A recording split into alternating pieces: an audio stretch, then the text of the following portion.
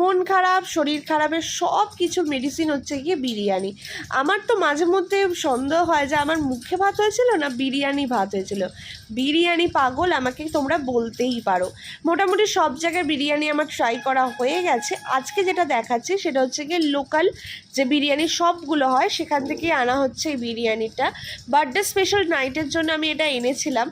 আলুটা একটু শক্ত ছিল কলকাতা স্টাইল বিরিয়ানিতে, এটা সত্যি কষ্টকর। রাইস বেশ ঝরঝরা আর বেশ জুসি ছিল, চিকেনটা জুসি ছিল, চিকেনটাও খুব ভালো ছিল এবং নরম সফট ছিল।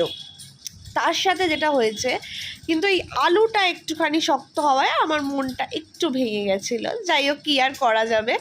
সোনে পে সুহাগা হয়েছে হচ্ছে কি এই ডিমটা। আমার এগ ছিল না বিরিয়ানিতে, তবু কিন্তু এই এগের হাফ অংশটা আমার কাছে এসছিলো। আর আমার বিরিয়ানি পেলে যেন আর কিচ্ছু চাই না। আমার তো এটাই মনে হয়